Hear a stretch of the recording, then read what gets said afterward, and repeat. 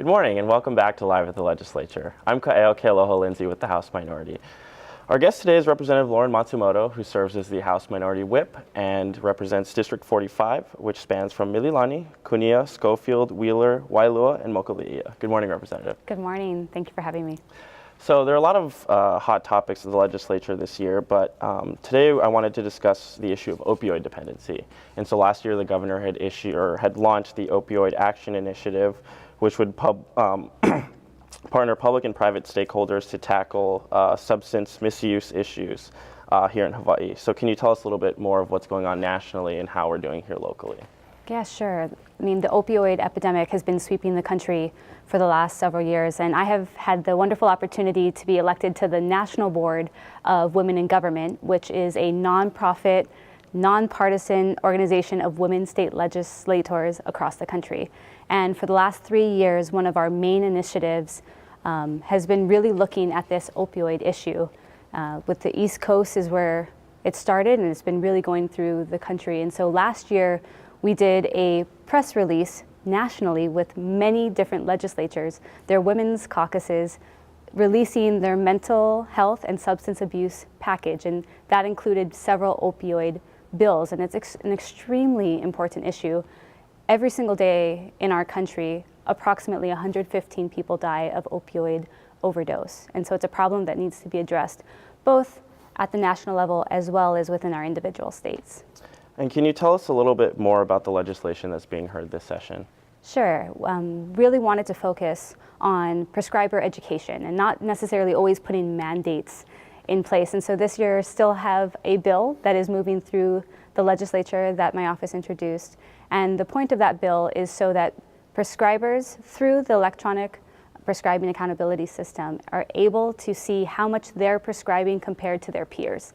I know so often our doctors are in their own practice and they're just going day to day trying to meet the needs of their patients, and they might not be aware of how many opioids that they're prescribing. And so once they go over the mean, they'll be alerted as to that they have gone over and they're prescribing a lot of opioids. And so it helps to give them other opportunities and advice on how to give different pain management options to their patients other than just opioids.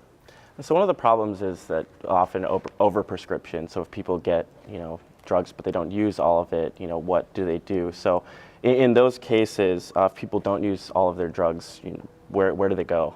Yeah, so this is a huge problem. Since 1999, the prescriptions that have gone out of opioids have more than quadrupled. And so there's a lot of the pills that are going out. And so people don't know what to do with them if they haven't used them all, if they never had to use them. And so there's a bill from the Women's Legislative Caucus this year that is requiring pharmacies to be able to take pills back, because currently the DEA only has 2 times per year that they have prescription take-backs.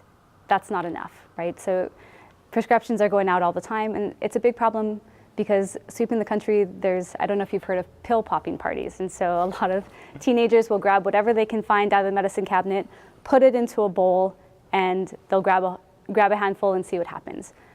Huge problem, right? So if there's extra prescriptions in the medicine cabinet, you're just aiding these types of activities. And the other thing is, for our elderly, they are often getting different prescriptions. They have another condition, and then their doctors will change their prescriptions. And so they have a huge medicine cabinet full of different pill bottles. And I mean, I even remember just last year I was helping my grandpa clean out his medicine cabinet, and there was one pill bottle from 1986, and I had to look at him and go, "Grandpa, that was a year before I was born. This is obviously not good anymore." And I think the pills were supposed to be white, they were brown.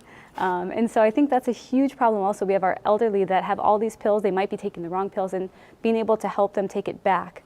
And so being able to take your pills back to the pharmacy instead of, sometimes people flush them down the toilet, not good for the environment, getting into our water system. And I know that's a huge issue, especially here in Hawaii when we have limited land space and the oceans that are surrounding us.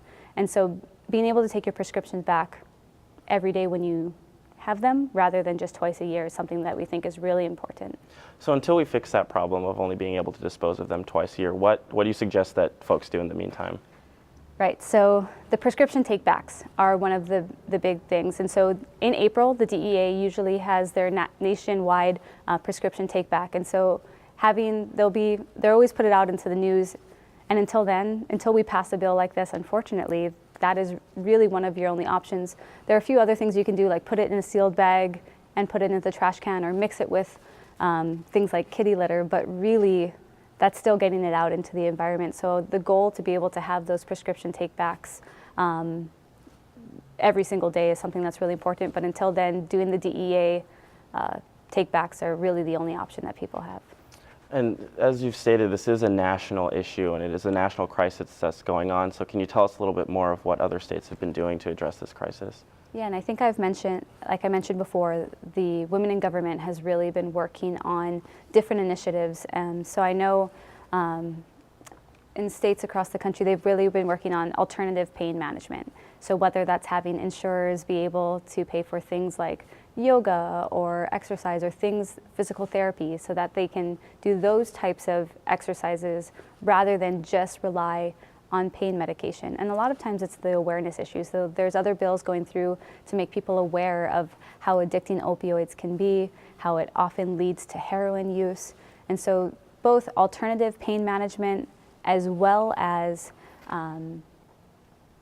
being able to have that education and awareness go out is something that's very important. And do you have, is there anything else that you wanted to say regarding opioids before we ran out of time? Yeah, I think it's just making people aware that it is a huge issue. And the word opioids has only really been coming out in the news in the last year or two. And I think people are finally being able to really realize that it's a problem. And like I said, knowing what's in your medicine cabinet helps really alleviate a lot of problems like the pill popping parties or inadvertently taking wrong prescriptions. It's very easy to overdose on opioids. And so being able to pass a few of these bills through the legislature, I think, is something that's important to make sure we curb this problem and just have happier, healthier lives. Representative Matsumoto, thank you for your time. Thank you to the folks for joining us. We'll see you next week.